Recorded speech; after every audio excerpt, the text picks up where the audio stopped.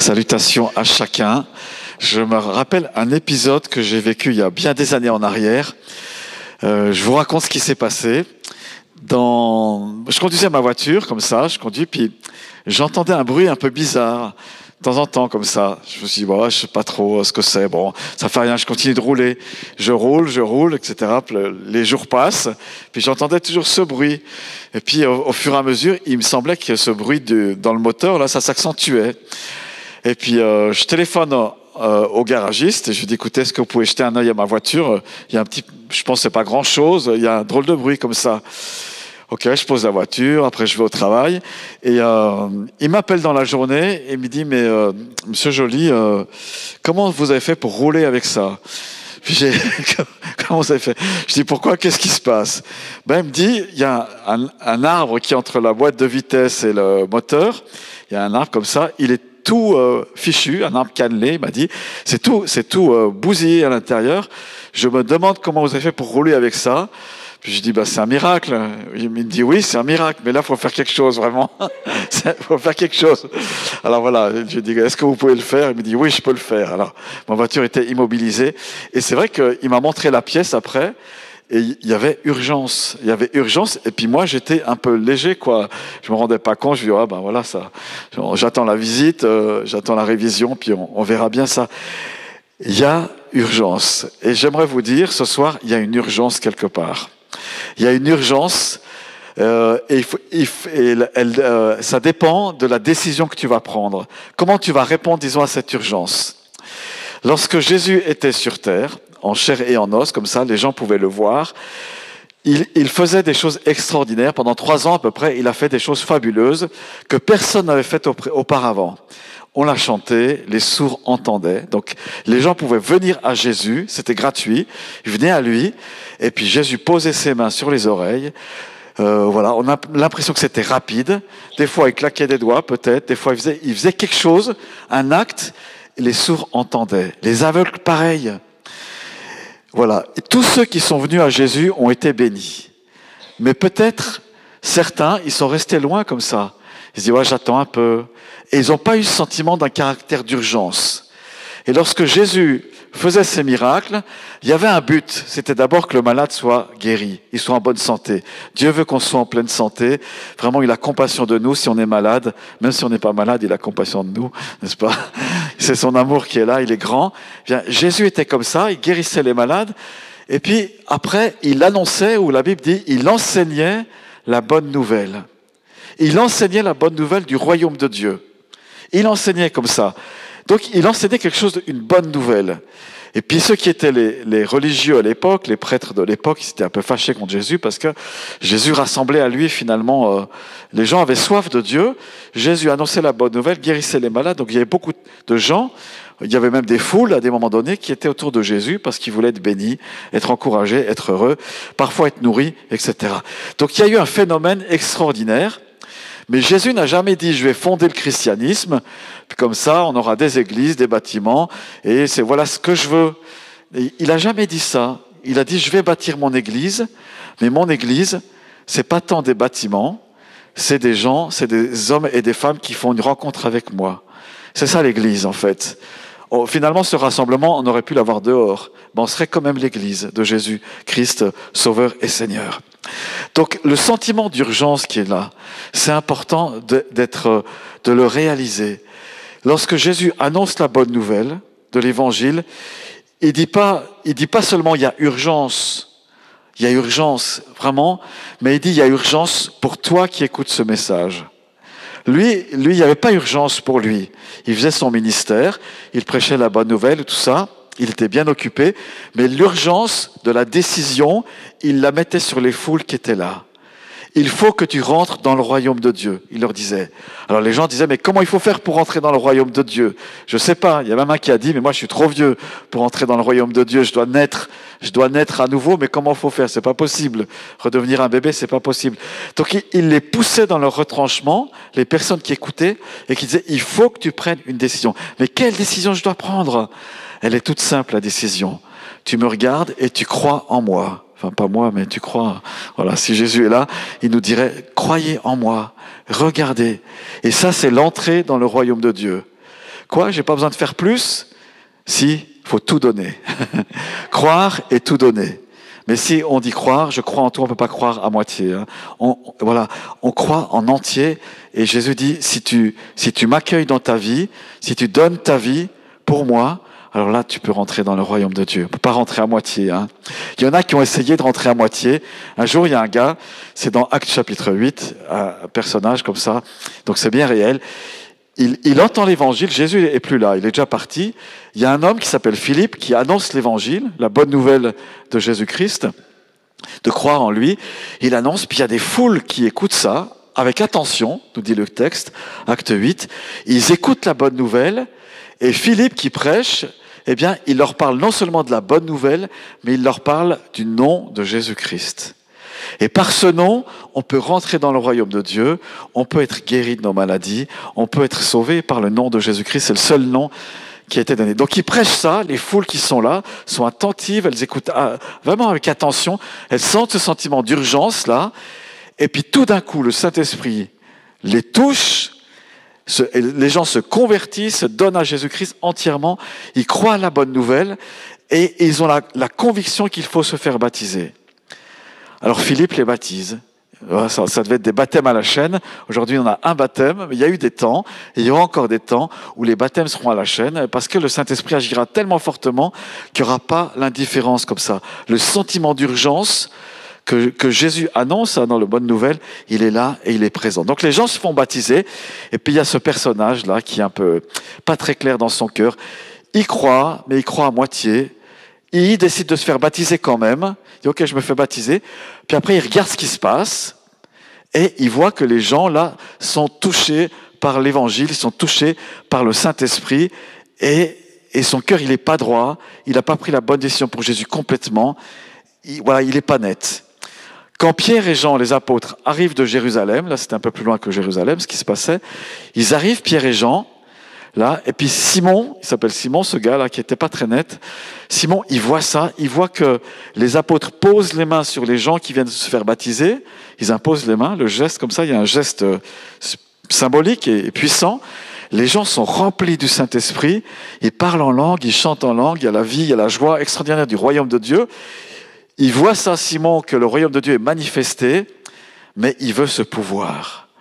Il n'a pas compris le sentiment d'urgence comme il faut. Lui, il veut le pouvoir de baptiser les gens du Saint-Esprit. Il va vers Pierre, il lui dit, écoute Pierre, donne-moi ton pouvoir, j'ai de l'argent, je te l'achète. Et Pierre, là, vous savez, Pierre, il est carré, hein, son caractère, c'est pas seulement son caractère, il lui dit, quoi ? Scandale, tu veux acheter le Saint-Esprit, tu veux acheter Dieu, tu veux acheter le royaume de Dieu, tu veux en faire un business ?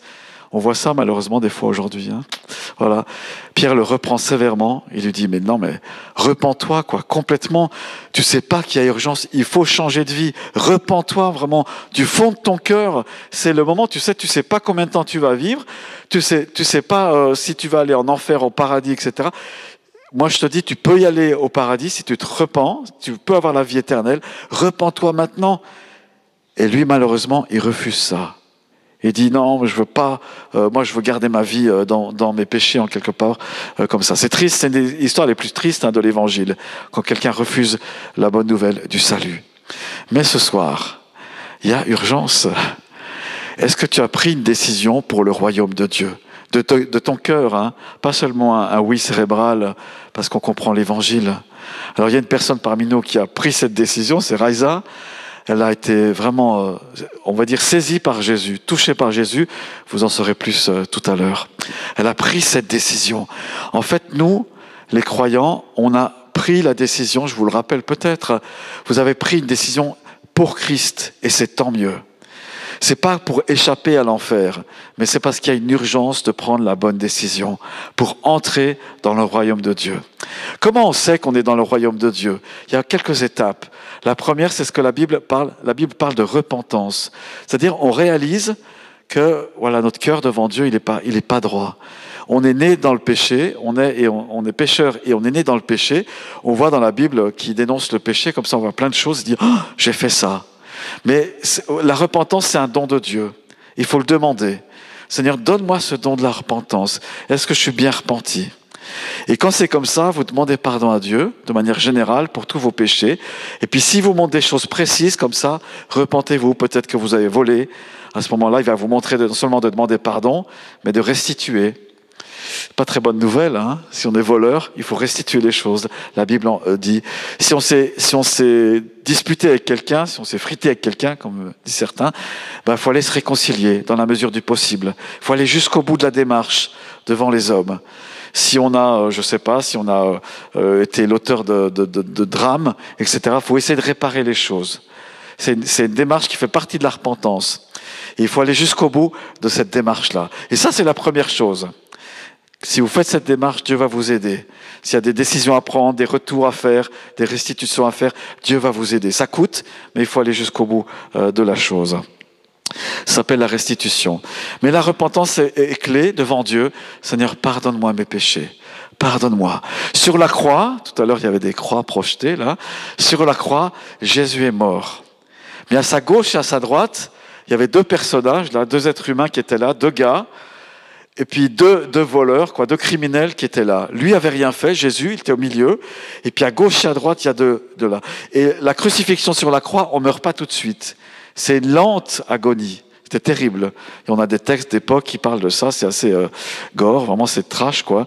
C'est terrible. Jésus est là, il souffre, mais il est encore conscient. Et les deux bonhommes à côté, à gauche et à droite, sont encore conscients. Et ils arrivent à discuter entre eux. Il y en a un qui dit... Il provoque Jésus, il dit, mais toi, plus que tu es le Fils de Dieu, tu n'as qu'à nous sauver des bolognes de la croix, on veut descendre, et puis on verra, tu es le Fils de Dieu, oui ou non, quoi. Et puis tu as l'autre à côté qui est touché dans son cœur, malgré les souffrances physiques, il arrive à dire, non mais toi, il parle à son collègue, là, son copain de délit, l'autre voyou, et il dit, mais non, mais toi, pourquoi tu enguirlandes lui, il n'a rien fait. Nous, c'est normal qu'on soit crucifié, tu sais très bien pourquoi. Mais lui a rien fait, aucun crime.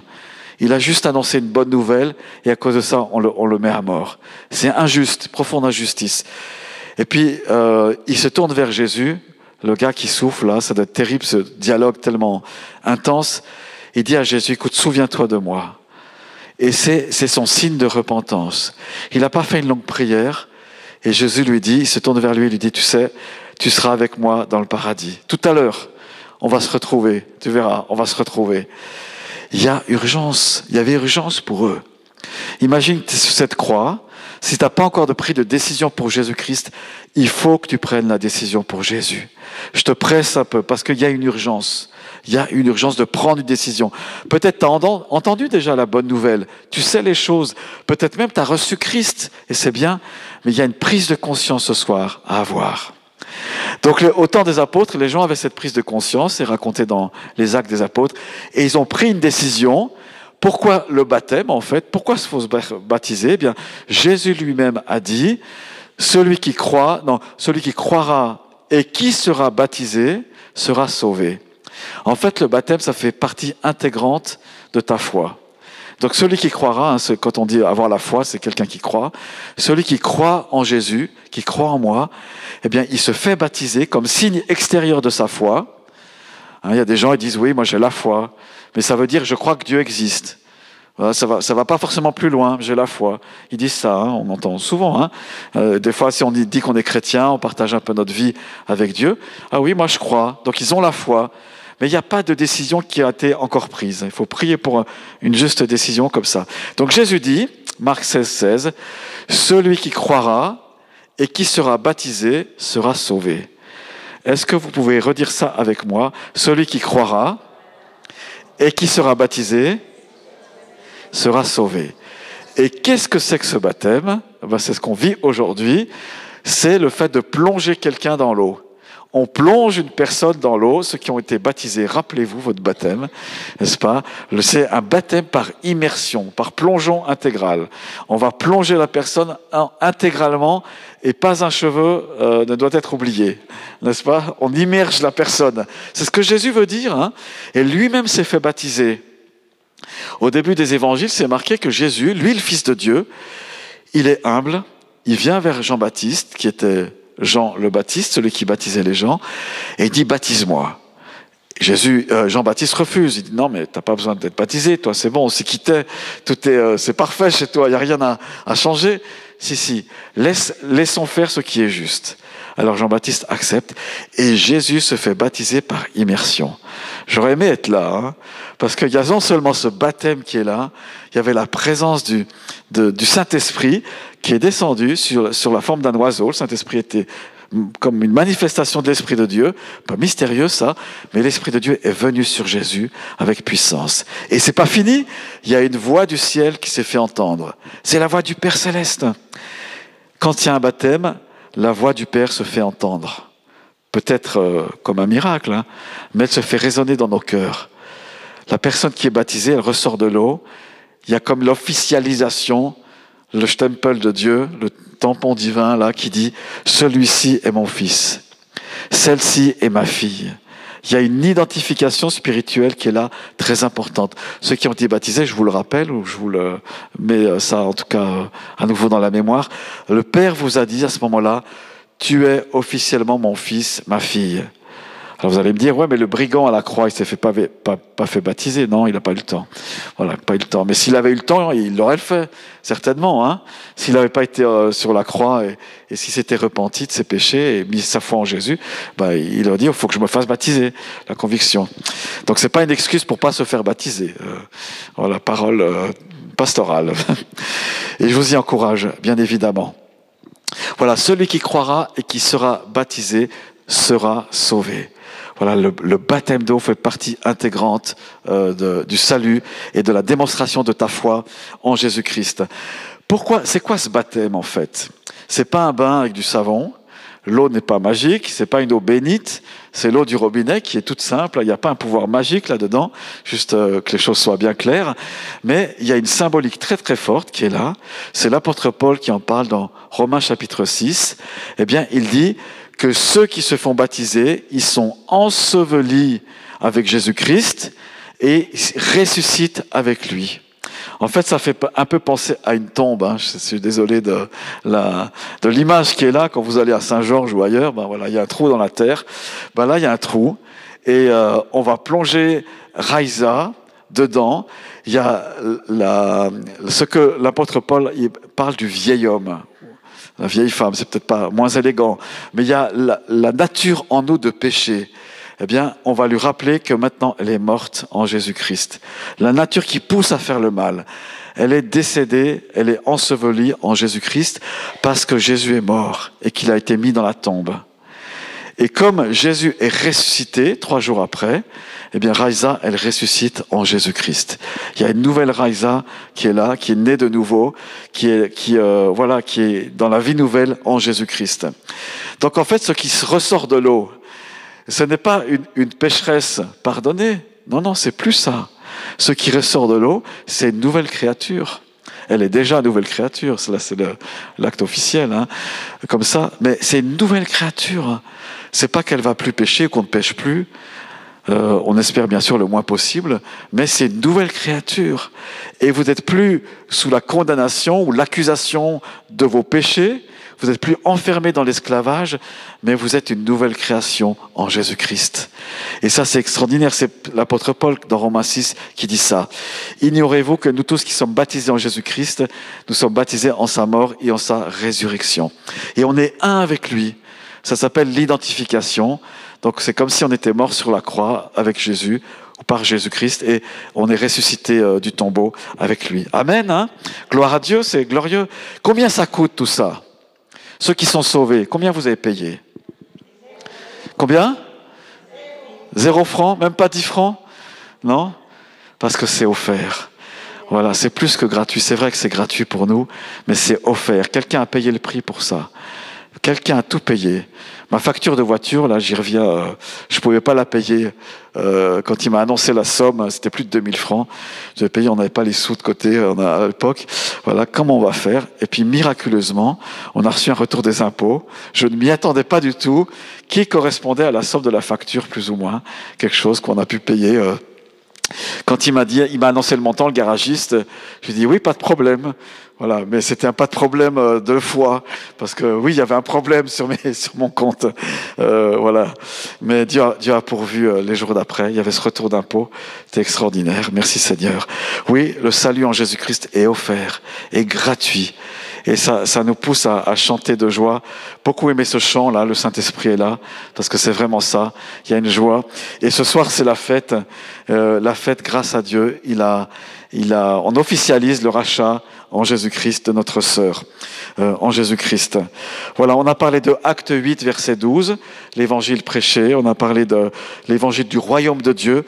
Donc ce soir, il faut prendre une décision si elle n'est pas encore prise. Ce soir, maintenant, il faut prendre une décision si elle n'est pas encore prise. Il y a urgence. Tout a été présenté. Le salut en Jésus-Christ qui est offert, à toi de le recevoir. Personne d'autre que toi ne peut prendre la décision. Elle est personnelle, elle est unique, c'est une personne adulte qui la prend, enfin adulte, mature, disons spirituellement, qui doit prendre ses décisions, et c'est toi. Si ça te concerne ce soir, je dis tu, parce qu'on va se dire tu pour ça, il y a cette urgence, reçois Christ comme ton sauveur. Dans l'évangile de Jean, il est écrit à tous ceux qui l'ont reçu, c'est-à-dire à ceux qui croient en son nom. Il a donné le pouvoir de devenir enfant de Dieu. Ce soir, si tu sens cette pression dans ton cœur, oui, il faut que je donne ma vie à Christ. Je veux recevoir Jésus-Christ. Je crois en lui. C'est une décision. La conversion, c'est d'abord une décision personnelle. Eh bien oui, c'est le moment pour toi de le recevoir. Tu es convaincu de cela. On va prier pour que ta vie entière soit entièrement donnée à Jésus-Christ. Amen. On va le faire maintenant. Seigneur, merci pour ton évangile, cette bonne nouvelle qui est là pour nous rappeler que tu as tout payé, tu nous as racheté, tout est présenté afin qu'on reçoive cet évangile. Et il y a urgence, il y a nécessité de prendre la décision. Seigneur, j'aimerais te prier pour que tu viennes toucher nos cœurs encore avec cela en profondeur. Merci encore pour la bonne nouvelle. Merci parce qu'elle est là. Le royaume de Dieu, il est là. Merci Seigneur Jésus. Amen. Maintenant, je vous invite à fermer les yeux tous. Pas besoin de regarder à droite, à gauche ce qui va se passer, mais regardez, on est tous devant Dieu, on est devant le Seigneur, il est là présent, il n'a pas changé, il annonce son évangile, vous l'avez entendu tout à l'heure, il a les bras ouverts, les mains ouvertes, il nous montre encore ses cicatrices, parce qu'il est mort sur la croix, et il nous dit, viens dans ma présence, il te dit, viens dans ma présence. Donc on a les yeux fermés, et ceux qui sont dans leur cœur prêts à prendre cette décision, eh bien je vous invite à votre place là, en profondeur, sincèrement, à dire au Seigneur intérieurement, oui, je prends cette décision ce soir de recevoir Jésus-Christ. Dites-le avec vos mots, pas besoin de répéter les miens, mais dites-le simplement dans votre cœur avec vos mots. Ceux qui regarderont ce message aussi en ligne, prenez cette décision personnellement.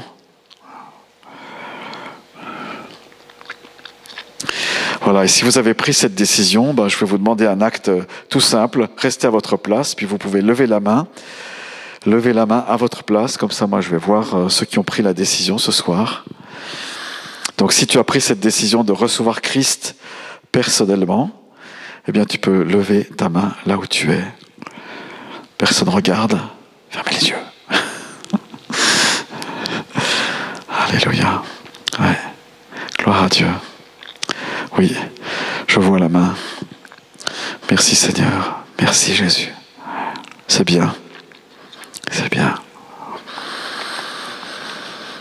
Les Écritures nous disent que si nous confessons de notre bouche le Seigneur Jésus-Christ et si nous croyons du cœur, alors on parvient à la justice, c'est-à-dire on parvient à la vie, on est sauvé en Jésus-Christ. Et je vous invite tous à répéter après moi cette confession de foi. Je crois en Jésus-Christ.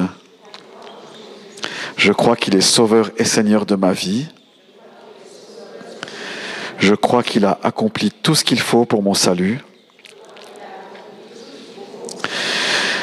Et merci Seigneur de me faire naître de nouveau. Par ton amour, je rentre dans ton royaume. Que ton esprit me guide pour te connaître et vivre dans la famille de Dieu. Amen. Amen. Alléluia. Merci Seigneur.